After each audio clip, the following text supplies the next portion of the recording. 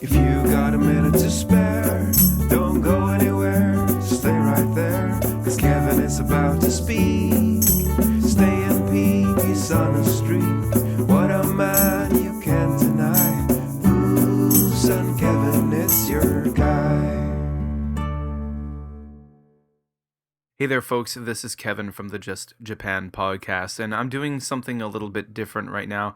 You know what? This week's episode of the podcast is going to be a little bit late. Normally drops midweek, won't be dropping until the weekend. Why does that happen? Well, sometimes we have scheduling issues with guests and scheduling issues with me, the host, and both have happened this week. So something a little different. I wanted you guys to have at least a little bit of content coming out from Japan, so I wanted to send you something. Again, it's a little bit different. It's about storytelling, sharing my stories with you, something that I do as part of the Just Japan podcast pretty much every week. But this one's a bit special. Last week, a great broadcaster, a great storyteller, one of the greatest storytellers Canada has ever had, and I'm a Canadian, folks, someone who has really impacted my life, and someone who was one of the reasons why I did start this podcast a few years back. Stuart McLean, the great Canadian broadcaster and storyteller, sadly passed away last week. Far too young, only 68 years old. And he was a Canadian icon, is a Canadian icon. His radio show, The Vinyl Cafe, followed the life of this very ordinary, quirky, funny family in Canada throughout the years, more than 20 years. Dave, Morley, their family. And it was a big part of my life, and it was something that in my many years living abroad, and I've lived outside of Canada for a very long time. And for those of you who know me personally, know me well through the podcast or YouTube, different places, know that I do have a very strong connection with Canada, and I'm a very proud Canadian, and I love being a Canadian. And there was nothing more Canadian than Stuart McLean and the stories of Stuart McLean. And he was all about telling stories, and he was an incredible storyteller. And his incredible storytelling inspired me to start this podcast, because one of the things that many people over the years when I was a very active YouTuber said was they enjoyed my stories. And I enjoy telling stories and sharing stories about my life, about Japan, about Korea, places I've lived, things I've done. I love sharing them with you guys out there. So in honor of Stuart McLean, someone who was a great inspiration to me, for many years, someone I aspired to kind of be like Stuart, because he was such a great storyteller. And I hope that in the years to come, my storytelling will get even better and improve and develop. And someday I hope I can be kind of a shadow of Stuart McLean, something kind of like that. That's why I'm going to keep on podcasting no matter where I am, because I get to share my stories with all of you. And I decided to sit down late last week after I heard about Stuart McLean passing away and recording some stories. Stories about life in Canada, life in Korea, life on the road as a musician in my early 20s, and life here in Japan. And this is one of the first of those stories, which I will maybe occasionally drop in the feed here. A Just Japan story, a Just Japan podcast story. And this one's all about a bowl full of eel. Unagi. That's right. Growing up, I was never really a fan of fish. I grew up in Cape Breton, Nova Scotia, Canada. I grew up in Louisbourg, a small town, a fishing town, renowned for its fish, its crab, its lobster. Hey, every summer, Louisbourg's got the Louisbourg Crab Festival. It's a town that's built on the fishery, a proud history of fisheries and fish and all things seafaring. But you know what? I never liked fish growing up. Never did. I was the only one in my family who wasn't really into the seafood thing. But yeah, so even into my adult life, I never liked fish. All through my 20s, I just never cared for it. In Canada, I would avoid fish. Then I moved to South Korea when I was in my mid-20s. Now, South Korea, that's a country, they like fish in South Korea. They really enjoy their seafood. But I was pretty adept at avoiding seafood. I would go to restaurants where they didn't serve seafood, or make sure I ordered something from a menu that didn't involve seafood. I would always make excuses why I didn't want to eat seafood, and it worked for many years. Well, then I met my wife. My wife's from Japan. She's Japanese. And if you know much about Japan, it's a series of islands, an archipelago. And in Japan, people like fish. They like it a lot. A major part of the Japanese diet is fish, seafood. It's big, it's everywhere. Kids love fish. Kids love seafood. They love things like takoyaki, which are octopus balls. They love shrimp. They love squid. Squid rings. Hey, when you go to Japan, at first you might think they're onion rings, but no. They look like onion rings until you bite into them and you realize that's a really chewy onion ring. And wait a second, that's not onion. That's squid inside. But, I met my wife, my wonderful wife. I fell in love with my wife. I married my wife. And in the process of realizing that I was going to marry someone from Japan, I made a conclusion. I came to a conclusion. I decided I needed to capitulate. I needed to give up this hatred, well, at least avoidance of all things seafood, and I needed to eat fish. So I made a movement towards fish. I tried to open my mind as best I could, and I did, bit by bit. My wife would introduce me to different types of seafood. I would try them, I would eat. I really like shrimp. Big, delicious, cooked prawns. Ebi fry. Deep fried shrimp tempura. It tasted almost like meat, tasty meat. Not fish, not seafood.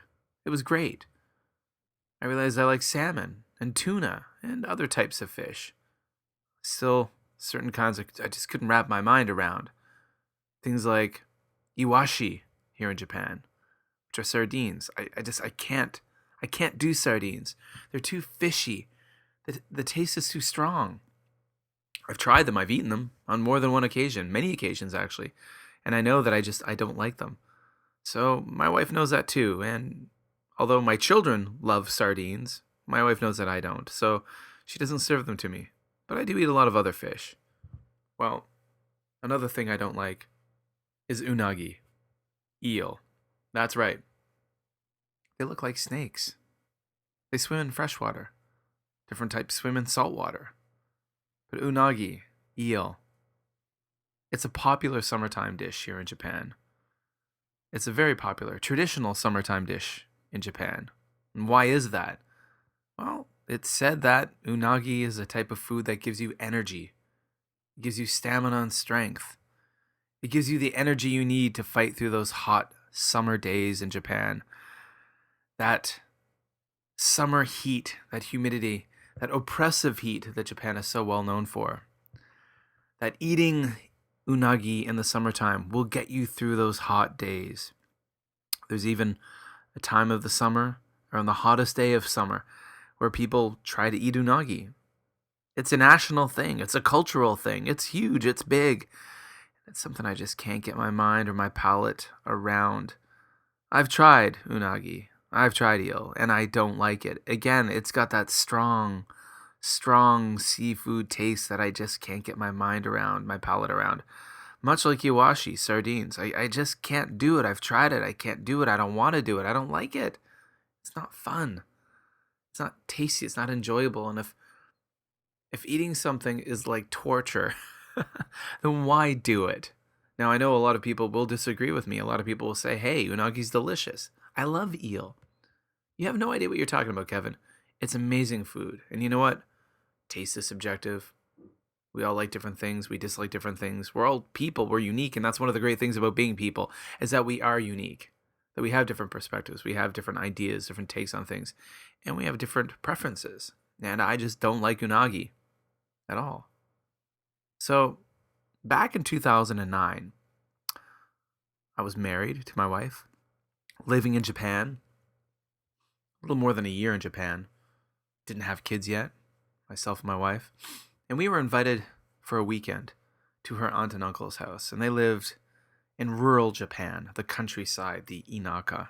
They lived outside of Osaka, outside of Tonobayashi, off in Osaka Prefecture. And they had a big house. and this little village surrounded by farmland, by rice fields, other fields. Farmers would drive tractors around. It was a wonderful place, a magical place, the kind of place I never really got to see anything like. It was a really new experience to go there, and it was really wonderful. I lived in the city in Japan. I still do live in the city, and I experience city life, big city life, the urban sprawl, the hubbub, the rat race. Well, I don't live in Tokyo, so it's not that much of a rat race, but still, rural Japan was something new, and it was great, it was wonderful. And one of the best parts of rural Japan is rural hospitality. I went to her aunt and uncle's house, and other relatives came to visit. It was great, it was my first time there. I'd been studying Japanese a little bit, taking classes twice a week for a few months, but it didn't prepare me for sitting at that giant kitchen table in that giant country house kitchen. Just each night was a feast, so many types of food. The first night was wonderful. Lots of food, so many types of food. It was everywhere, and the alcohol flowed. They made sure I always had a cold drink in front of me, a cold beer. No matter how fast I drank that beer, there would always be one or two or three more cans behind it waiting to be opened, with an eager uncle just so excited to have me there to drink. Everyone excited to have me there, speaking to me.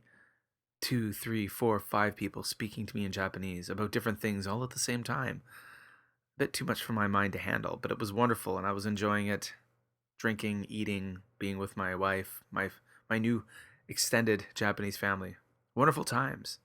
That first night was so great, and the whole weekend was great, but that second day we woke up and we had breakfast and we went out and we explored the fields and we went for walks and looked at the rice and the different crops growing, and it was actually it was really great. It was wonderful.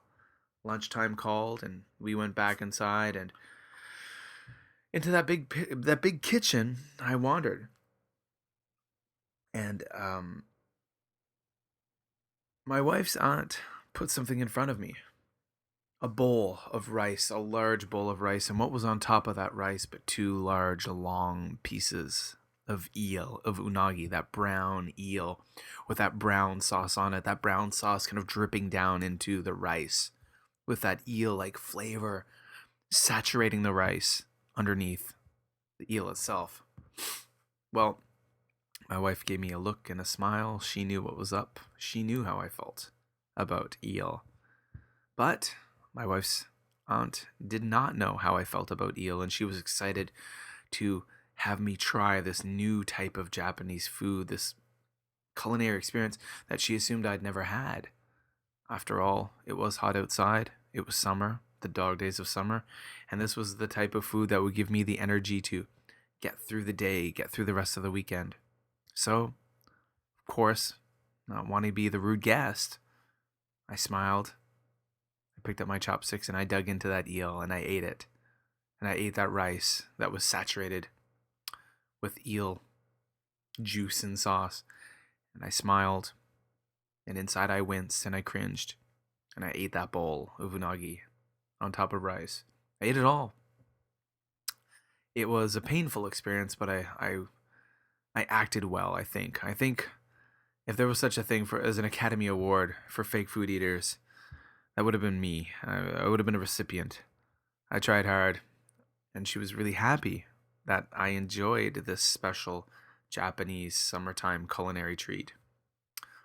Yeah, later on that day, I asked my wife, I said, I found it a bit strange that she served me this food, and she just stood there.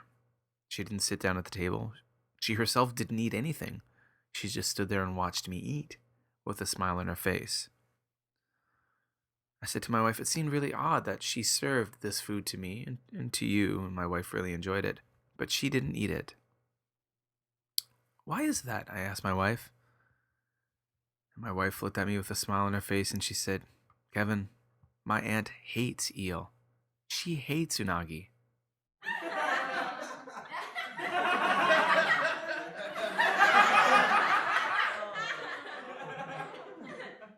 Hope you enjoyed that story about a bowl full of eel. I enjoyed telling it, but I didn't enjoy eating it. That story is dedicated to Stuart McLean, to Dave and Morley. All right, guys and gals out there in Just Japan podcast land. The regular Just Japan podcast will be dropping on this weekend, on the weekend, as well as the Just Japan news podcast. You're going to get a full episode, drop it on the weekend, plus the news podcast. Don't fret, don't fear. Again, go over and check out the podcast homepage. Go over to justjapanstuff.com. I'm populating that site with tons of articles and posts about Japan.